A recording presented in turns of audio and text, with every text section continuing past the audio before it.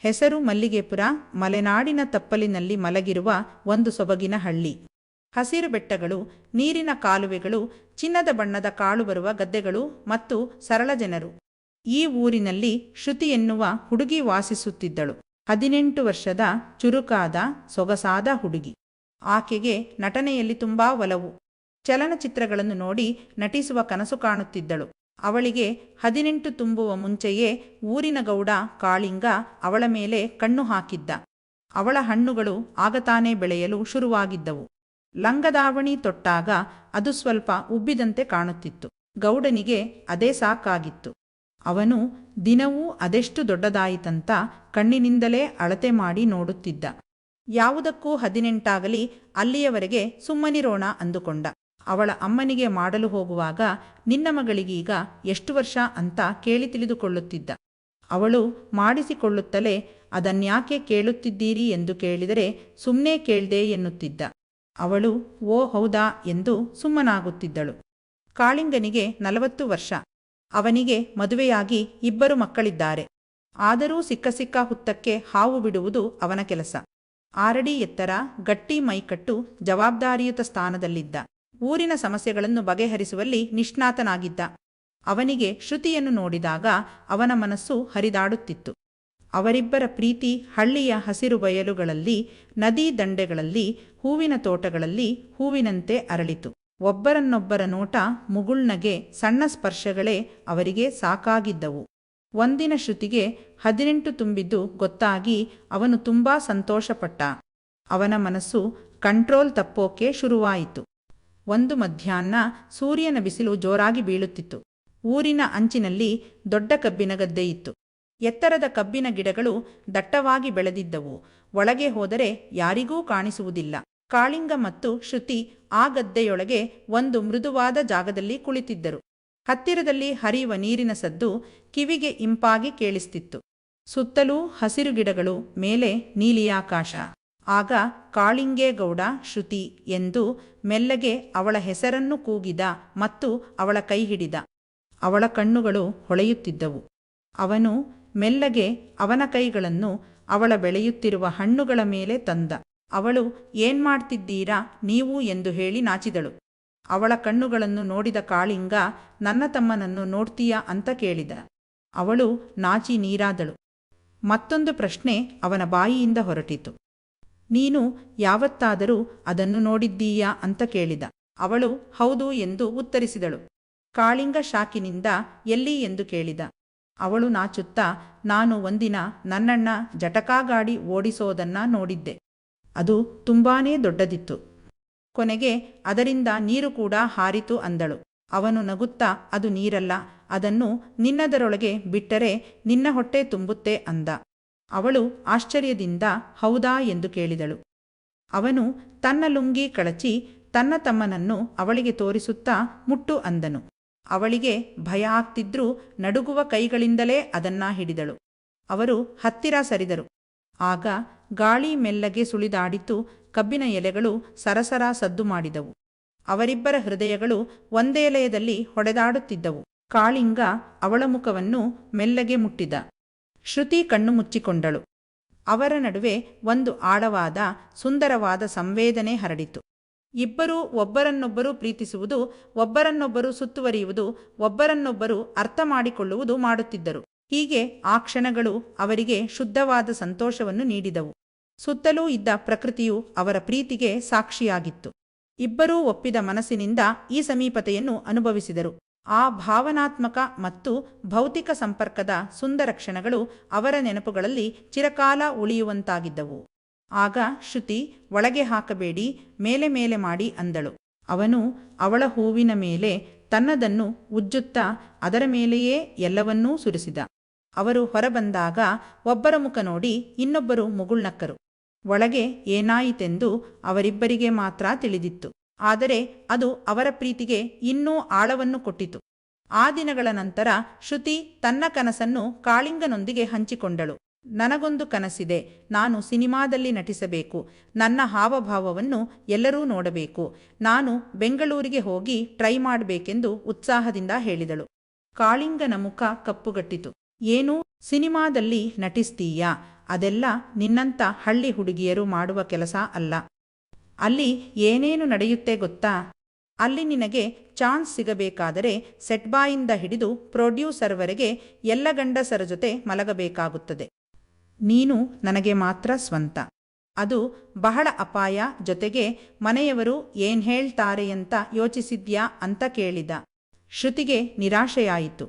ಅದೆಲ್ಲ ಹಳೆ ಮಾತು. ಈಗ ಚಿತ್ರರಂಗ ಬದಲಾಗಿದೆ. ನಾನು ಎಚ್ಚರಿಕೆಯಿಂದ ಇರ್ತೀನಿ. ಇದು ನನ್ನ ಬಹುದಿನಗಳ ಆಸೆ. ಇದು ನನ್ನ ಜೀವನ ಅಂತ ಅವಳು ಜೋರಾಗಿ ಹೇಳಿದಳು. ಕಾಳಿಂಗನಿಗೆ ಕಸಿವಿಸಿಯಾಯಿತು. ನಾನಿನ್ನೂ ಅವಳ ಹೂವಿನೊಳಗೆ ನುಗ್ಗಿಸಿಲ್ಲ.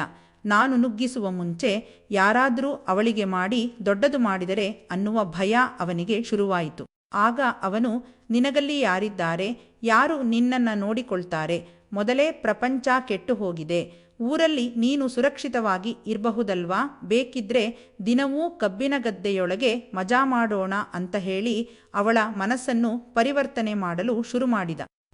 ಶ್ರುತಿಯ ಹತಾಶೆ ಇನ್ನೂ ಹೆಚ್ಚಾಯಿತು. ಮನೆಗೆ ಹೋದಾಗ ತಂದೆ ತಾಯಿಯೂ ಅದೇ ಮಾತನ್ನಾಡಿದರು. ತಂದೆ ಕೋಪಗೊಂಡು ಗದರಿಸಿದರು.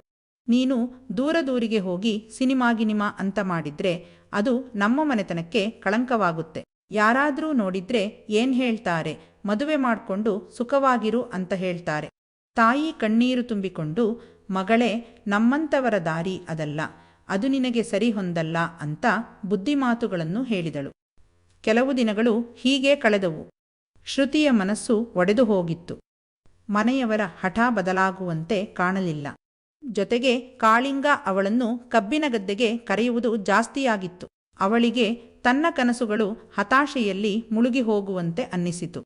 ಒಂದು ರಾತ್ರಿ ನಕ್ಷತ್ರಗಳನ್ನು ನೋಡುತ್ತಾ ಕುಳಿತಿದ್ದ ಶ್ರುತಿ ಒಂದು ನಿರ್ಧಾರ ಮಾಡಿದಳು. ನಾನು ನನ್ನ ಕನಸನ್ನು ಹಿಂಬಾಲಿಸಲೇಬೇಕು ಎಂದುಕೊಂಡು ಯಾರಿಗೂ ಹೇಳದೆ ಕೆಲವು ಬಟ್ಟೆಗಳು, ಸ್ವಲ್ಪ ಹಣ ಮತ್ತು ತನ್ನ ಕುಟುಂಬದ ಫೋಟೋ ತೆಗೆದುಕೊಂಡು ಮನೆಯಿಂದ ಹೊರಟಳು. ಹೃದಯ ಭಾರವಾಗಿತ್ತು. ಆದರೆ ಕಾಲುಗಳು ಮುಂದೆ ಹೆಜ್ಜೆ ಹಾಕುತ್ತಿದ್ದವು. ಊರಿನ ಬಸ್ ನಿಲ್ದಾಣದಲ್ಲಿ ಕತ್ತಲೆ ಆವರಿಸಿತ್ತು. ಶ್ರುತಿ ಬೆಂಗಳೂರಿಗೆ ಹೋಗುವ ನೈಟ್ ಬಸ್ಸನ್ನು ಹತ್ತಿದಳು. ಕಿಟಕಿಯಿಂದ ತನ್ನ ಹಳ್ಳಿಯ ಕಡೆ ನೋಡಿದಾಗ ಕಣ್ಣುಗಳಲ್ಲಿ ನೀರು ತುಂಬಿತು. ಅಪ್ಪ ಅಮ್ಮ ಕ್ಷಮಿಸಿ ನನ್ನನ್ನು, ನನ್ನ ಕನಸನ್ನು ನಾನು ಈಡೇರಿಸಿಕೊಳ್ಳಲೇಬೇಕು ಎಂದುಕೊಂಡಳು. ಬಸ್ ಚಲಿಸಿದಂತೆ ಮಲ್ಲಿಗೆಪುರದ ದೀಪಗಳು ಮರೆಯಾದವು. ಬೆಳಿಗ್ಗೆ ಶ್ರುತಿ ಊರು ಬಿಟ್ಟು ಹೋದ ವಿಷಯ ಕೇಳಿದ ಕಾಳಿಂಗೇಗೌಡ ಕೈ ಹಿಸುಕಿಕೊಂಡ.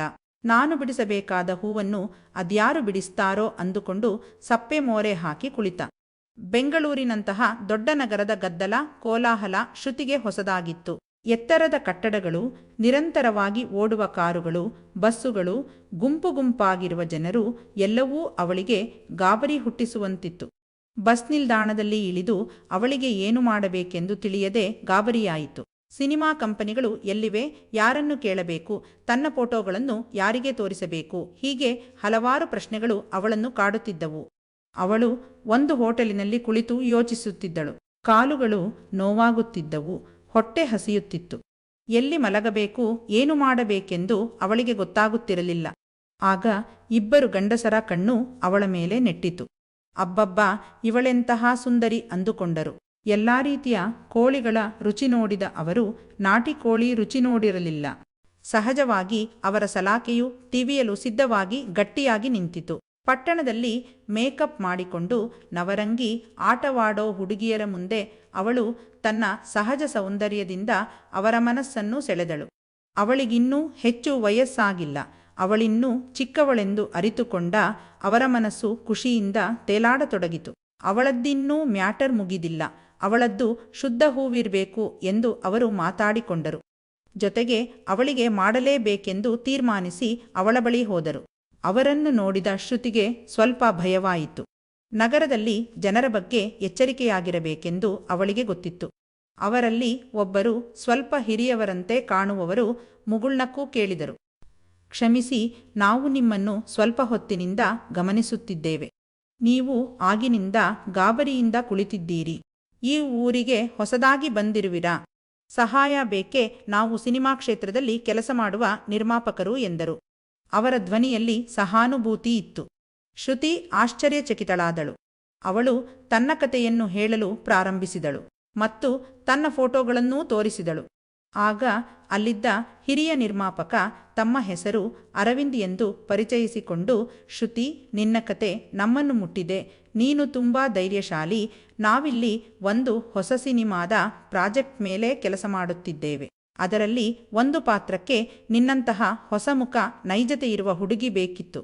ನೀನು ಆಡಿಷನ್ ಕೊಡು ಎಂದು ಹೇಳಿದರು. ಶ್ರುತಿಗೆ ನಂಬಲಾಗಲಿಲ್ಲ. ಆದರೆ ಅವಳು ಉತ್ಸಾಹದಿಂದ ತಲೆಯಾಡಿಸಿದಳು ಮತ್ತು ಖಂಡಿತವಾಗಿ ಕೊಡ್ತೀನಿ ಸರ್ ಅಂದಳು. ಅವಳ ಹೃದಯ ವೇಗವಾಗಿ ಹೊಡೆದುಕೊಳ್ಳುತ್ತಿತ್ತು. ಆಗ ಅವರು, ಇಲ್ಲಿ ಹೋಟೆಲ್ಗಳು ದುಬಾರಿ ಇದೆ, ನೀನೆಲ್ಲಿ ಉಳಿದುಕೊಳ್ತೀಯಾ ಅಂತ ಕೇಳಿದರು. ಶ್ರುತಿ ಮೌನವಾದಳು. ಕೊನೆಗೆ, ಅದು ನನಗೂ ಸಹ ಗೊತ್ತಿಲ್ಲ ಸರ್ ಅಂದಳು. ಆಗ ಇನ್ನೊಬ್ಬ ನಿರ್ಮಾಪಕ ವಿಕಾಸ್ ಮುಂದೆ ಬಂದು, ನಮ್ಮ ಆಫೀಸ್ ಬಳಿಯೇ ಒಂದು ಚಿಕ್ಕ ಅತಿಥಿಗೃಹವಿದೆ, ನೀವು ಅಲ್ಲಿಯೇ ಬಂದು ಇರಬಹುದು. ನಾವು ಕೂಡ ಆಗಾಗ ಬಂದು ಹೋಗ್ತೇವೆ, ಅದು ತುಂಬ ಸುರಕ್ಷಿತವಾಗಿದೆ ಅಂದರು. ಶ್ರುತಿಗೆ ಸ್ವಲ್ಪ ಹೆದರಿಕೆಯಾಗಿತ್ತು, ಆದರೆ ಅವರ ಮಾತಿನಲ್ಲಿ ಒಳ್ಳೆಯತನವಿದೆ ಎಂದು ಅವಳಿಗನಿಸಿತು. ಅವರು ಶ್ರುತಿಯನ್ನು ಆ ಅತಿಥಿಗೃಹಕ್ಕೆ ಕರೆದುಕೊಂಡು ಹೋದರು. ಅದು ತುಂಬ ಸ್ವಚ್ಛವಾಗಿತ್ತು ಮತ್ತು ಒಳ್ಳೆಯ ಜಾಗವಾಗಿತ್ತು. ಅವರು ಆಕೆಗೆ ಊಟದ ವ್ಯವಸ್ಥೆ ಮಾಡಿಕೊಟ್ಟರು ಮತ್ತು ಸುರಕ್ಷಿತವಾಗಿರಲು ಸೂಚನೆಗಳನ್ನು ನೀಡಿದರು. ಅವರು ಹೇಳಿದ್ದಕ್ಕೆಲ್ಲ ತಲೆ ಅಲ್ಲಾಡಿಸಿದಳು. ರಾತ್ರಿಯಾಗುತ್ತಿದ್ದಂತೆ ಅವಳು ಸ್ನಾನ ಮಾಡಿ ಬೇರೆ ಬಟ್ಟೆ ಹಾಕಿಕೊಂಡಳು. ಅವಳ ಮನಸ್ಸು ಕಬ್ಬಿನ ಗದ್ದೆಯಲ್ಲಿ ಕಾಳಿಂಗನ ಜೊತೆ ನಡೆದ ಸುಂದರ ಕ್ಷಣಗಳನ್ನು ಮೆಲುಕು ಹಾಕುತ್ತಿತ್ತು. ಅವನ ಪೈಪಿನಿಂದ ಹಾರಿದ ನೀರು ಅವಳ ತುಟಿಗಳಿಗೆ ಬಿದ್ದಿದ್ದು ಕಣ್ಣಿಗೆ ಕಟ್ಟಿದಂತಿತ್ತು. ಅಷ್ಟರಲ್ಲಿ ಕಾಲಿಂಗ್ ಬೆಲ್ಲಾಯಿತು. ಅವಳು ಬಾಗಿಲು ತೆಗೆದಾಗ ಅರವಿಂದ್ ಮತ್ತು ವಿಕಾಸ್ ಒಳಗಡೆ ಬಂದರು. ಅವರು 3 ಜನ ಸಿನೆಮಾದ ಕುರಿತು ಸ್ವಲ್ಪ ಹೊತ್ತು ಮಾತನಾಡಿದರು. ಆಗ ವಿಕಾಸ್ ಅವಳನ್ನ ಒಂದು ಸಲ ಮೇಲಿಂದ ಕೆಳಗೆ ನೋಡಿದ. ಅವನೊಳಗೆ ಸ್ವಲ್ಪ ಪರಮಾತ್ಮ ಹೊಕ್ಕಿದ್ದರಿಂದ, ನಿನ್ನ ಹೂವಿನೊಳಗೆ ಇನ್ನೂ ಯಾರೂ ಹಾಕಿಲ್ವಾ ಅಂತ ಕೇಳಿದ. ಅವನ ಪ್ರಶ್ನೆ ಅವಳಿಗೆ ಮುಜುಗರ ತರಿಸಿತ್ತಾದರೂ, ಇಲ್ಲ, ನನ್ನದಿನ್ನೂ ಹರಿದಿಲ್ಲ ಅನ್ನುತ್ತಾಳೆ. ಅವರಿಬ್ಬರಿಗೆ ಲಡ್ಡು ಬಂದು ಬಾಯಿಗೆ ಬಿದ್ದಂತಾಗುತ್ತೆ. ಆಗ ಅರವಿಂದ್ ಮಾತನಾಡೋಕೆ ಶುರು ಮಾಡ್ತಾನೆ. ನೋಡಮ್ಮ, ನಾವು ನಿಮಗೆ ಒತ್ತಾಯ ಮಾಡಲ್ಲ, ನಮ್ಮ ಜೊತೆ ಮಲ್ಗಿದ್ರೆ ಮಾತ್ರ ನಾವು ನಿಮಗೆ ಸಿನೆಮಾದಲ್ಲಿ ಚಾನ್ಸ್ ಕೊಡ್ತೀವಿ ಅಂತಾರೆ. ಅದನ್ನ ಕೇಳಿದ ಶ್ರುತಿಗೆ ಆಕಾಶವೇ ತಲೆ ಮೇಲೆ ಬಿದ್ದಂತಾಗುತ್ತೆ. ಕಾಳಿಂಗ ಹೇಳಿದ್ದು ನಿಜ ಅನ್ನಿಸೋಕೆ ಶುರುವಾಗತ್ತೆ. ಅವಳು, ಏನ್ ಹೇಳ್ತಿದ್ದೀರಾ ಸರ್ ಅಂತ ಕೇಳ್ತಾಳೆ. ಆಗ ಅವರು, ಸಿನಿಮಾ ಇಂಡಸ್ಟ್ರಿಗೆ ಬರ್ಬೇಕಂದ್ರೆ ಬೋಲ್ಡ್ ಆಗಿರಬೇಕು. ನೀನು ನಾಳೆ ಚಾನ್ಸ್ ಕೇಳಿಕೊಂಡು ಬೇರೆ ನಿರ್ಮಾಪಕನ ಮನೆಗೆ ಹೋದ್ರೂ ಅವನೂ ಅದನ್ನೇ ಕೇಳ್ತಾನೆ. ಈಗ ಇಂಡಸ್ಟ್ರಿಯಲ್ಲಿರೋ ಎಲ್ಲಾ ನಟಿಯರು ಹಾಗೆಯೇ ಬಂದಿರೋದು. ಸರಿಯಾಗಿ ಯೋಚನೆ ಮಾಡಿ ಹೇಳು ಅಂತಾರೆ. ಆಗ ಅವಳು ಸಿನಿಮಾ ಎಲ್ಲ ಬಿಟ್ಟು ಮನೆಗೆ ಹೋಗ್ಲಾ ಅಂದುಕೊಳ್ಳುತ್ತಾಳೆ. ಆದರೆ ಅವಳ ಮನಸ್ಸು ಅದಕ್ಕೆ ಒಪ್ಪಲಿಲ್ಲ. ಏನೂ ಸಾಧನೆ ಮಾಡದೆ ಊರಿಗೆ ಹೋದ್ರೆ ಜನರು ಬಾಯಿಗೆ ಬಂದಂತೆ ಮಾತಾಡ್ತಾರೆ, ಜೊತೆಗೆ ಅಪ್ಪ ನನ್ನನ್ನು ಸಾಯಿಸೇ ಬಿಡ್ತಾರೆ ಅಂದ್ಕೋತಾಳೆ. ಏನಾದ್ರಾಗ್ಲಿ ನಾನು ಗೆಲ್ಲಲೇಬೇಕೆಂದು ಅಂದ್ಕೊಂಡು ಅವಳು ಸರಿಯಂತ ಒಪ್ಪಿಗೆ ಸೂಚಿಸ್ತಾಳೆ. ಅವಳು ಒಪ್ಪಿಗೆ ಕೊಟ್ಟಿದ್ದೇ ತಡ ವಿಕಾಸ್ ಅವಳ ಲಂಗವನ್ನು ಎತ್ತಿ ಒಳಗಿನ ಬಟ್ಟೆ ಜಾರಿಸಿ ಅವಳ ಹೂವನ್ನು ಚೆಕ್ ಮಾಡ್ತಾನೆ. ಅದಿನ್ನೂ ಹರಿದಿಲ್ಲ ಅನ್ನೋದು ತಿಳಿದು ಅವನಿಗೆ ಖುಷಿಯಾಗುತ್ತೆ. ನಂತರ ಅವರಿಬ್ಬರೂ ಬಟ್ಟೆಯೆಲ್ಲ ತೆಗೆದು ಅವಳ ಮೇಲೆ ಸವಾರಿ ಮಾಡ್ತಾರೆ. ರಕ್ತ ಬಂದು ನೋವಾದರೂ ಅವಳು ಎಲ್ಲವನ್ನೂ ಸಹಿಸಿಕೊಳ್ತಾಳೆ. ಕೊನೆಗೆ ರುಬ್ಬಿ ಬಂದ ಅಮೃತವನ್ನು ಅವಳ ಹಣ್ಣುಗಳ ಮೇಲೆ ಹಾಕಿ ಮಸಾಜ್ ಮಾಡ್ತಾರೆ. ಅವರೆಲ್ಲರೂ ಆ ದಿನ ಅಲ್ಲೇ ಮಲಗ್ತಾರೆ. ಮರುದಿನ ಅವಳನ್ನು ಆಡಿಷನ್ಗೆ ಕರೆದುಕೊಂಡು ಹೋದರು. ಶ್ರುತಿಗೆ ಭಯವಾಗುತ್ತಿತ್ತು, ಆದರೆ ಆ ನಿರ್ಮಾಪಕರು ಅವಳಿಗೆ ಪ್ರೋತ್ಸಾಹ ನೀಡಿದರು. ನಿನ್ನ ಹೃದಯದಿಂದ ನಟನೆ ಮಾಡು ಶ್ರುತಿ, ನಿನ್ನ ಕತೆಯೇ ನಿನ್ನ ಶಕ್ತಿ ಎಂದು ಅರವಿಂದ್ ಹೇಳಿದರು. ಶ್ರುತಿ ಆಡಿಷನ್ ನೀಡಿದಳು. ಅವಳು ಹಳ್ಳಿಯ ಹುಡುಗಿಯ ಪಾತ್ರವನ್ನೇ ಮಾಡಿದಳು. ಅದು ತನ್ನದೇ ಜೀವನದಿಂದ ಸ್ಫೂರ್ತಿ ಪಡೆದ ಕತೆಯಾಗಿತ್ತು. ಅವಳ ನೈಜ ಭಾವನೆಗಳು ನಿರ್ದೇಶಕರನ್ನು ಬಾಯಿಯ ಮೇಲೆ ಬೆರಳಿಡುವಂತೆ ಮಾಡಿತ್ತು. ಕೊನೆಗೆ ಅವರು, ನೀನೇ ನಮ್ಮ ಸಿನೆಮಾದ ಹೀರೋಯಿನ್ ಎಂದು ಘೋಷಿಸಿದರು. ಮುಂದಿನ ತಿಂಗಳುಗಳು ಶ್ರುತಿಗೆ ಕನಸಿನಂತೆ ಕಳೆದವು. ಶೂಟಿಂಗ್ ಶುರುವಾಯಿತು. ಶೂಟಿಂಗ್ ಮುಗಿಸಿ ಮನೆಗೆ ಹೋದ ಮೇಲೆ ನಿರ್ಮಾಪಕರ ನಿರ್ದೇಶನ ಮಂಚದ ಮೇಲೆ ಶುರುವಾಗುತ್ತಿತ್ತು. ಅವಳಿಗೆ ಅದೆಲ್ಲವೂ ಅಭ್ಯಾಸವಾಗಿ ತಾನೇ ಮುಂದಾಗಿ ಅವರಿಗೆ ಹೆಚ್ಚು ಸುಖ ನೀಡಲು ಶುರು ಮಾಡಿದಳು. ಅದರಿಂದ ಸಂತೋಷಗೊಂಡ ಅವರು ಅವಳಿಗೆ ಬೇಕಾದ ಎಲ್ಲ ಬೆಂಬಲವನ್ನೂ ನೀಡಿದರು. ಅವಳು ತುಂಬಾ ಕಷ್ಟಪಟ್ಟು ಕೆಲಸ ಮಾಡಿದಳು. ನಿರ್ದೇಶಕರು ಸಂತೋಷಪಟ್ಟರು. ಶ್ರುತಿಯ ಶಕ್ತಿ ಮತ್ತು ಕಲಿಕೆಯ ಸಾಮರ್ಥ್ಯ ಅದ್ಭುತವಾಗಿತ್ತು. ಕೊನೆಗೆ ಚಿತ್ರ ಬಿಡುಗಡೆಯಾಯಿತು. ಹಳ್ಳಿಯ ಹೂವು ಆ ಚಿತ್ರದ ಹೆಸರಾಗಿತ್ತು. ಚಿತ್ರ ಜೋರಾದ ಯಶಸ್ಸು ಪಡೆಯಿತು. ಶ್ರುತಿಯ ಅಭಿನಯವನ್ನು ಎಲ್ಲರೂ ಹೊಗಳಿದರು. ಅವಳು ರಾತ್ರೋರಾತ್ರಿ ಸ್ಟಾರ್ ಆದಳು. ಪತ್ರಿಕೆಗಳು, ಟಿವಿಗಳು ಅವಳನ್ನು ಕಾಣಲು ಓಡಿ ಬಂದವು. ಅವಳ ಕಥೆ ಹಳ್ಳಿಯಿಂದ ಹೊರಟು ಬಂದು ಯಶಸ್ಸು ಗಳಿಸಿದ್ದು ಎಲ್ಲರಿಗೂ ಸ್ಫೂರ್ತಿಯಾಯಿತು. ನಿರ್ಮಾಪಕರು ತುಂಬಾ ಹೆಮ್ಮೆಪಟ್ಟರು. ಶ್ರುತಿಯ ಚಿತ್ರದ ಯಶಸ್ಸಿನ ಸುದ್ದಿ ಮಲ್ಲಿಗೆಪುರವನ್ನು ತಲುಪಿತು. ಮೊದಲು ಜನರಿಗೆ ನಂಬಲಾಗಲಿಲ್ಲ.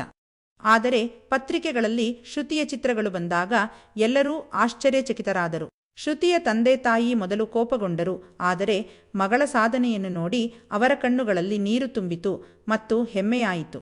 ಹೀಗೆ ಅವಳ ಕಥೆ ಅದೆಷ್ಟೋ ಯುವಕ ಯುವತಿಯರಿಗೆ ಸ್ಫೂರ್ತಿಯಾಯಿತು. ಕರ್ನಾಟಕದ ಪ್ರಸಿದ್ಧ ಜ್ಯೋತಿಷ್ಯರು ಪಂಡಿತ್ ಶ್ರೀ ಅಮರ್ನಾಥ್ ಭಟ್ ಪ್ರೀತಿ ಪ್ರೇಮ ವಿಚಾರ, ಹೆಣ್ಣು ಅಥವಾ ಗಂಡು ವಶೀಕರಣ ಇನ್ನು ನಿಮ್ಮ ಯಾವುದೇ ಕಠಿಣ ಸಮಸ್ಯೆಗಳಿಗೆ ಕೆಲವೇ ನಿಮಿಷಗಳಲ್ಲಿ ನಾಗಸಾಧುಗಳಿಂದ ಶಾಶ್ವತ ಪರಿಹಾರ. ಶತಸಿದ್ಧ ಪರಿಹಾರದಲ್ಲಿ ಓಪನ್ ಚಾಲೆಂಜ್. ಹಿಂದೆ ಸಂಪರ್ಕಿಸಿ 9980635647.